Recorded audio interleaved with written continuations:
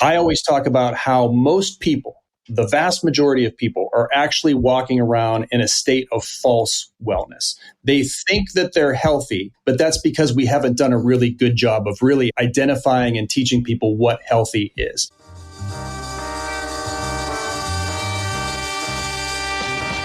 New choices, new players, new models of care. You know, consumer first healthcare is everywhere. For us to build the future, to see what's new, we gotta look at the world from a different point of view. Consumer innovation ain't going away. I say it's here to stay. Today it leads the way. We gotta drop the silos. We're all the same team. Experience, business, tech, and marketing.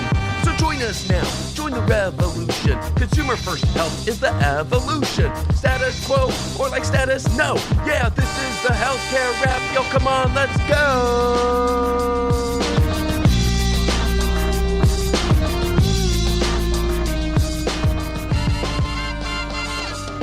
Hey, welcome back to the leading podcast about consumer-centered health. We're bridging the gap between sick care and well care, influencing change in the industry, and empowering consumers by spotlighting cool new ways of engaging in your health and wellness. We're also having some fun along the way. I'm Jared Johnson, and this is episode 454. Today, we have the Flava of the week about leadership changes at CVS Health. Who's in, who's out, and what do the changes signal about the retail giant's direction in the near term? I'll talk about that. Then we speak with Noom CEO Geoff Cook and Chief Medical Officer Dr. Jeffrey Egler about the company's new microdosing program, the changes that happen as GLP-1s continue to dominate the public conversation about weight loss, and what physicians think about it all. It's time for the awesomeness. Are you ready? Let's go.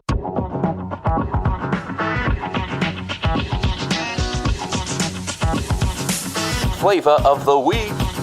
CVS Health is reshuffling some key leadership to double down on consumer-centered care. The company's announced several leadership changes that give us a window into how they're aligning their strategy for the future of healthcare delivery. First, John Thibodeau has been promoted to president of retail health, overseeing Minute Clinic and CVS's expanding preventive and primary care offerings. Thibodeau has been with the company for more than 20 years, starting as a pharmacist and most recently serving as VP of operations at Minute Clinic. His background gives him deep operational credibility, and his recent LinkedIn post made it clear that he's committed to scaling preventive care and improving consumer access to high-quality services, both in person and virtually. He takes the helm from Dr. Craig Milford, who's been juggling dual roles and will now focus exclusively on leading Oak Street Health as its president. By the way, if you want to hear our conversation with Dr. Milford from 2023, listen to episode 289. See the link in the show notes. Also announced, Payman Farazi is departing Signify Health after 3 years, during which he helped shape the company's strategy and culture within CVS's broader healthcare delivery business. Stepping into his shoes is Marcus Landsner, who joined Signify in 2020 and has served as VP of Product and Operations. Landsner is known for his strong track record in building consumer-focused solutions, and CVS executives emphasized his vision for leading Signify into its next era of growth and excellence. If you want to hear our conversation with Payman from 2024, listen to episode 315, also in the show notes. When you zoom out, these changes reflect an intentional alignment of leadership talent with CVS's three big bets in care delivery. First, retail health and Minute Clinic as consumer entry points for accessible, convenient care. Second, Signify Health as the home and value-based care engine connecting care delivery to outcomes. And third, Oak Street Health as the flagship for scaling primary care for seniors in a value-based model. Each of these businesses plays a distinct role in CVS's effort to be more than a pharmacy chain. They're building this consumer-centered ecosystem that spans the home, the clinic, and the community. What's the consumer lens? For consumers, the takeaways that CVS Health is putting leaders with a track record of consumer experience front and center. With both new leaders coming from inside the organization, it signals that they're continuing in the same direction. We're guessing at this point, but in practical terms, we could see things like shorter waits, clearer communication, and better coordination about what happens in the clinic, at the home, and within the broader health system. Now, I see a lot of opportunities for growth here, and we should remember that CVS Health's billion-dollar investments are as much of a part of the retail health roller coaster ride as anyone else in the post-COVID era. So we'll be watching to see what changes come next for the clinics around the corner. Let's follow the leadership changes at CVS and see how they impact the direction of one of the biggest names in retail as they continue to push for consumer-led healthcare journeys. That's another way that we'll build the healthcare of tomorrow, and that's the Flava of the week.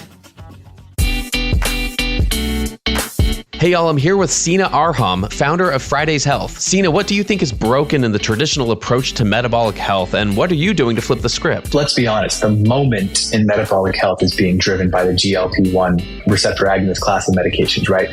We finally have something that is addressing metabolic health, obesity, and type 2 diabetes in an elegant fashion, right? It's efficacious, it's manageable for patients. And so I think we're having our moment in metabolic health in that the old guard of tackling metabolic health and obesity has a lot of stigma attached to it, a lot of shame and blame and guilt. Thanks, Sina. Visit joinfridays.com for more information and tell them you heard about it from the Healthcare Wrap.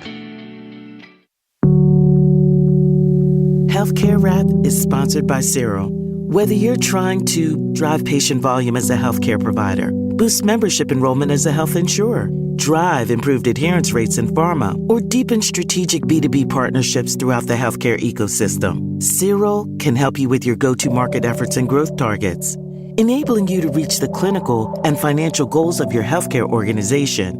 For more information, go to Cyril.com. That's CYRALL.com.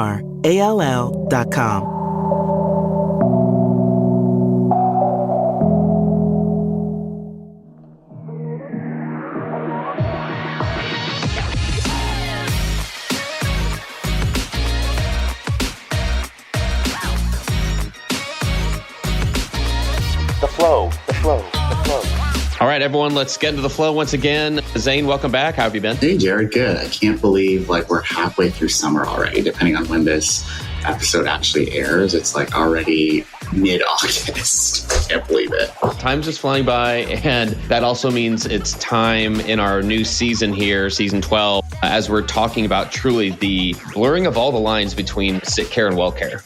It's all just health, it's all just wellness, and I'm excited to welcome our guests this week, both of them from Noom. What do you hope to get out of this interview today? Let's see, a lot of things. Well, first of all, I'm just happy that we're diving in deeper with companies like this. I know for years we kind of made the prediction that wellness, connected fitness, that whole space is going to become a lot more prominent. And certainly we've seen that over the last few years. And then with everything we're hearing from our new government here in the US, I would imagine that companies like Noom and others are going to do really well as people seek to bring interventions that are much more upstream than acute care, so to speak. So I'm excited to hear what the team has to say. Agreed. Well, with that, let's welcome our guests. We have Geoff Cook and Dr. Jeffrey Egler from Noom. Welcome to the Healthcare Wrap. Thanks for having us. Hi, guys. Thanks a lot. Great to be here. Geoff, let's start with you. A quick intro for those who don't know. Coming in as CEO, how long have you been with Noom and where were you before Noom? I was at Noom for 2 years now. In July of 23, I joined. Prior to that, I spent 18 years at a company called the Meat Group that I had founded and taken public and then sold. Exited the Meat Group in maybe Q1 or early Q2 of 2023, and then came right into Noom. So I was attracted by the Meat Group. We were really focused on the social dimension. We viewed it as a dimension of wellness, as our Surgeon General did at the time. And with Noom, I really saw the ability to expand beyond it, kind of a single dimension of wellness into multiple: nutrition, movement, even social. Fantastic. And Dr. Egler, give us a little bit about your background, who you are, what are you doing? Oh, sure. So I'm currently the Chief Medical Officer of Noom. I have been a physician for over 20 years, spent the first 10 years really doing the conventional medicine thing. I had even been faculty at USC teaching doctors to be doctors, really did a little bit of everything. But the past 10 years has really been an evolution, studying and practicing more functional medicine, lifestyle medicine, and now the evolution of that of longevity medicine. All right. Well, you mentioned some of our topics that we like here, and maybe we can just dive right in and just kind of level set and give us a state of the digital wellness market, including some of those pieces you just mentioned, functional medicine and longevity. What are some of those trends that we're paying attention to when we're looking at how consumers interact with some of these things? And Geoff, maybe we'll start with you. And in fact, maybe we'll refer to Geoff and then Dr. Egler, just so we've got a couple of Geoffs here. We'll keep it easy that way. Geoff, can you just give us a general state of the state right now? You mentioned this evolution from sick care to well care, and I think that's very much underway. But I think there's a long way that still needs to go. We position Noom really as a front door to healthy aging and longevity. So Noom started off in really metabolism, weight, and its way of improving weight has been one of mindset and really addressing the whole person. So we're kind of taking that legacy of whole person, applying it to dimensions, essentially all the dimensions of wellness, in order to really flip the script from kind of this sick care where you only come in for reactive care to proactive, preventative, personalized medicine. And I think what we're doing with our GLP-1 program is a great case in point of personalized medicine, personalized dosing, eliminating side effects in many cases. But from there, I think we see going beyond just weight. So Noom has an HRT business that we've recently launched. We're looking at hormones generally. We're looking really at any number of different behavior or pharmacological interventions that might add up to healthy years. And at the end of the day, the vision of Noom is really to expand the health span we'd love to add a decade of health for 100 million people. And that the mission of Noom is empower everyone everywhere to live better longer. So this live better longer thing is really what we judge every new product in our pipeline by. Do we think this will contribute to that vision? Live better longer. I love that. Dr. Egler, would love to get your perspective on that prompt. And then also in your introduction, I zeroed in on functional medicine. Can you tell us a little bit about that and how that's different than maybe other disciplines within the medical world? Sure. The most exciting thing about being recruited by Noom to be their chief medical officer with the idea that Noom seeks to be a longevity company rather than just a weight loss or metabolic health company. So they've never really considered themselves to be a weight loss company, but rather a health and wellness company. And so this is really doubling down on that and recognizing that health and wellness are all these aspects that Geoff's already talked about. It's metabolic health, it's cardiovascular health, brain health, hormone health, et cetera. And so I'm really excited about that because functional medicine is really getting to the essence of how things function, right? So it's really looking at the cellular level. It's looking at how systems relate together to be optimally functional. So rather than waiting for disease to set in, we can really give people data and feedback on how they're doing, give them a more robust report card on wellness. And that is really where I think healthcare needs to go. That's skating to the puck, so to speak, is that we really, as you guys have already alluded to, want to get away from being a sick care and be a wellness-based organization. Not to share too much, Steve, but in a past life when I worked for a hospital system, they had a small functional medicine team, and there's a work afoot to see how we might grow that practice. But I noticed there wasn't a whole lot of interest in it. And so just at least back in the day. And so just interesting the way the industry looks at that space versus where, call it non-traditional players like you all are exceeding in that space. This space is just going to keep growing. It's one reason why we're very interested in it. And I think even the labels of what does this fall under, what type of care, I think those are just going to keep washing away. I think it's more of what is the actual treatment? What is the actual thing? People just react sometimes to what something's labeled. And I think something like Noom's new microdosing program, for instance, is a big talking point here. That was something that was recently announced on LinkedIn. And I always like hearing that kind of how people define certain things. And maybe that's a good place to say, what's your definition of microdosing? What classified that, just for those who aren't as familiar. And I would love to hear how that's going and how it works for members. Geoff, can you walk us through that? What's the definition of microdosing in Noom's case anyway? And then how does the program work for members? Microdosing GLP-1s, there's not a well agreed upon arbitrary kind of threshold for what a microdose is. And so we did have to create one for Noom's case. And the way our clinical team defines it is essentially up to 25% of the high maintenance dose and the commercial dosing. So it's up to 25%. It does start off below the minimum commercial dose, but it can access doses up to 25% of that. At that point, we consider it the microdose program. We have another GLP-1 program that accesses doses higher than that. And that was what we launched in October of 2024. And it was really, with the microdose program, it was really parsing the data of the first program, which had many tens of thousands of patients a month, where we're able to see their side effect profiles, we're able to see their weight loss.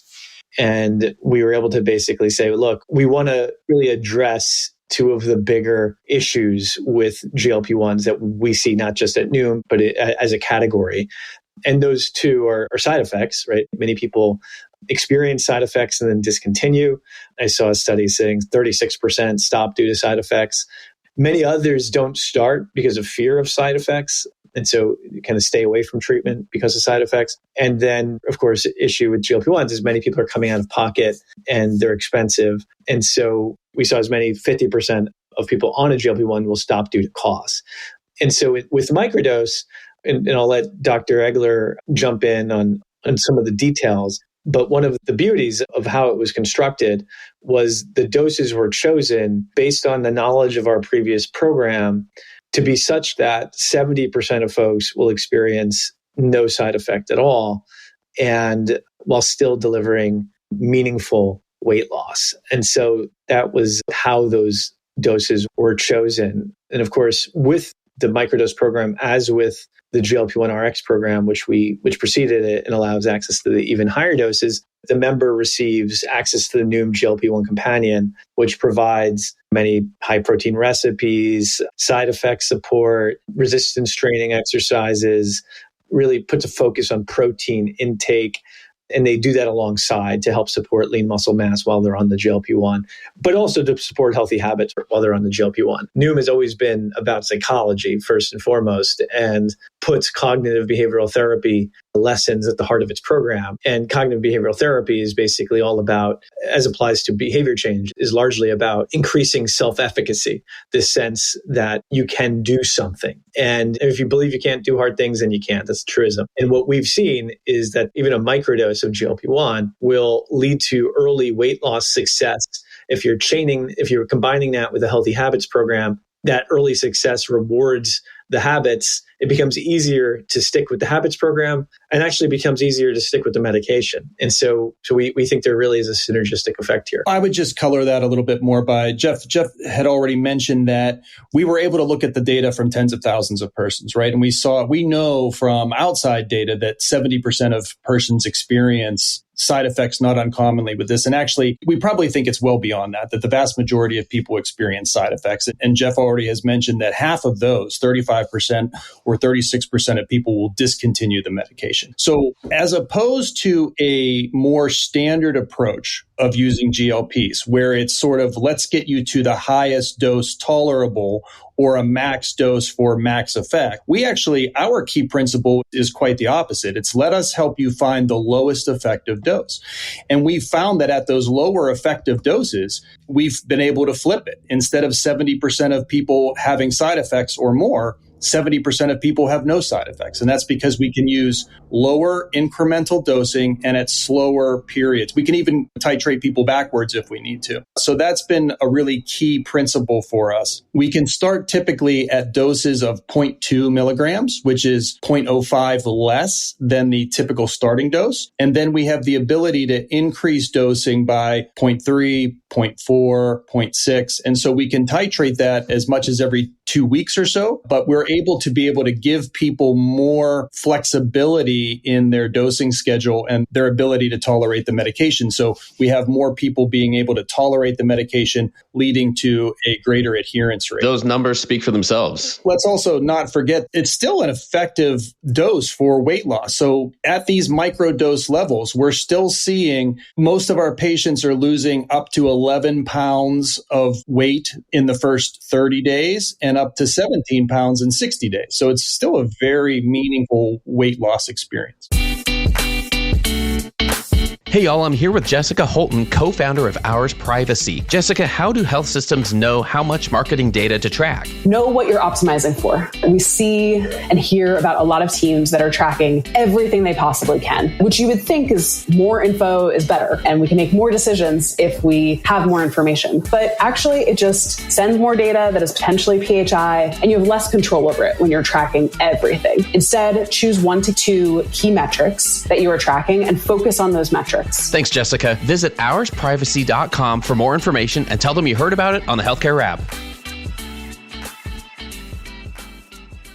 What is Noom doing to help steer that way, right? Like, how do you ensure that behavior change and lifestyle interventions remain part of this, that people don't get stuck on focusing on the wrong things? You know what I mean? Like, they still understand that this is, at the end of the day, there's a behavior change aspect to it. There's a lifestyle intervention aspect to it. Like, how do you just kind of keep them centered on what they should be focusing on during this journey? We really aim to make it, in the way we think about it internally, make it fun, easy, and rewarding to make health a habit, right? So that's how we think about it, is like you have to make it something. We think about trying to create really something like the Duolingo for health, right? We look at Duolingo as this extremely well-used platform that for language learning. Americans aren't particularly known for their second language capabilities. And yet this is a extremely well done and engaging platform because they've managed to turn it into a game in many cases. And we're essentially doing that for health. We have micro habits that are kind of part of our program, and like hit your step goal, eat healthy foods. And as part of this, we actually will reward with a currency called seeds people who take these actions. And so we're constantly evolving. I would say since I've joined the last couple of years, we continue to have cognitive behavioral therapy aspects of our program, but we've really moved into gamification and making it even easier to use. Because like someone on a GLP-1, they may not be intending to put a lot of intent and have to really struggle. And so in order to have them be successful with habit adoption, you need to kind of meet them where they are. And so we try to get the habit into the smallest little bit that we can do. Like you don't have to start with a 10,000 step goal. You could start with 3,000 steps. You don't have to track every meal. You could start tracking the healthy ones. And by the way, if you're eating healthy, then obviously you're probably going to end up not eating those unhealthy calories simply because you're filling up on the healthier calories. And so we were struck when we first launched this GLP-1 companion, which was, I think, January of might have been December of 23. And it started off and we were like, well, are people on the GLP-1 really going to engage with the habits, or are they really just here for the GLP-1?